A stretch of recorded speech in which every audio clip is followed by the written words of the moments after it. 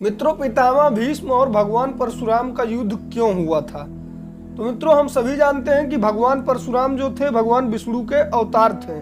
और मित्रों, भगवान परशुराम ने महाभारत के युद्ध में भी बहुत महत्वपूर्ण योगदान दिया था। मित्रों, उन्होंने 3 महान योद्धाओं को, भीष्म पितामह, द्रोणाचार्य तथा कर्ण को शिक्षा दी थी। मित्रों, लेकिन एक दिन उनका अपने शिष्य भीष्म पितामह से भयंकर युद्ध भी हुआ था। तो आज के हमारे इस वीडियो में भगवान परशुराम तथा भीष्म पितामह के बीच युद्ध क्यों हुआ था, इसके बारे में जानेंगे। तो मित्रों, आइए जानने से पहले नमस्कार, फिर एक बार आप लोगों का स्वागत है हमारे YouTube channel my ideal Ram में। मित्रों, भीष्म राजा शांतनु और माँ गंगा के पुत्र थे, जिन्होंने आजीवन विवाह न करने की प्रतिज्ञा ली थी। इसलिए उनके पिता की मृत्यु के पश्चात उनकी सौतेली माँ सत्यवती के पुत्र विचित्रवीर राजा बने। मित्रों, उनकी माँ सत्यवती ने विचित्रवीर के लिए योग्य कन्या को लाने को कहा भीष्म पितामह से। मित्रों, यह आदेश पाकर भीष्म पितामह काशी नगरी पहुंचे, जहां अंबा, अंबिका और अंबालिका का स्वयंवर की तैयारी चल रही थी। मित्रों, वह तीनों ही काशी की राजकुमारी तथा बहनें थी। भीष्म ने वहां आए सभी राजाओं को युद्ध में परास्त कर दिया तथा तीनों राजकुमारियों का अपहरण करके हस्तिनापुर ले आए। वहां लाकर उन्होंने तीनों राजकुमारियों को मां सत्यवती के सामने प्रस्तुत कर दिया।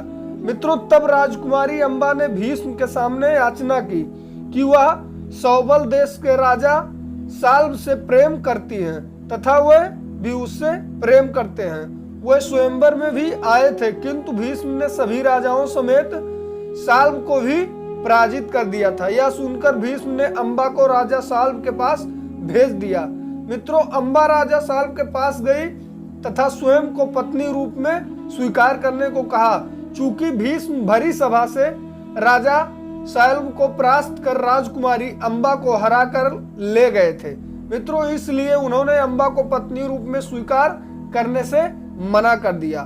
मित्रों, निराश होकर अंबा पुनः हस्तिनापुर लौट आई और राजा विचित्रवीर के सामने विवाह का प्रस्ताव रखा।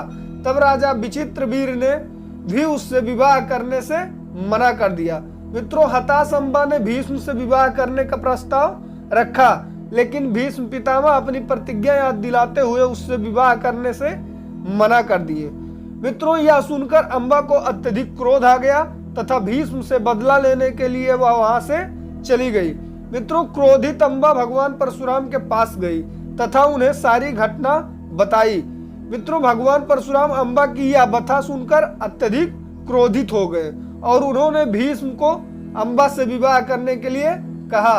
भीष्म ने अपनी प्रतिज्ञा के कारण अंबा से विवाह करने को मना कर दिया। मना करने के बाद मित्रों, इस पर भगवान परशुराम भीष्म से स्वयं युद्ध करने को कहा।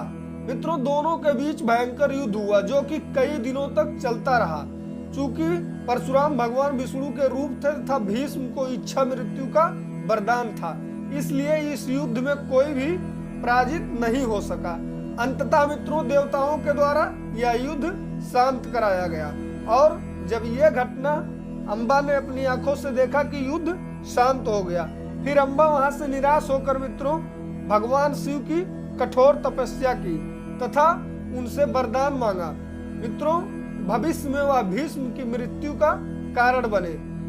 चूंकि वह कठिन तपस्या की थी, इस पर भगवान शिव प्रकट होकर उसे वरदान के रूप में दिया कि अंबा, अगले जन्म में शिखंडी के रूप में तुम्हारा जन्म होगा, तब महाभारत के युद्ध में भीष्म के मृत्यु का कारण बनोगी। तो मित्रों, उम्मीद करता हूँ वीडियो आप लोगों को अच्छा लगा हो।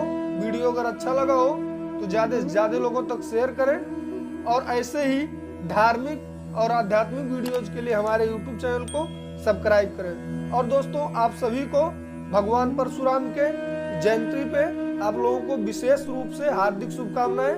जय श्री राम, जय श्री हरि, जय भगवान परशुराम।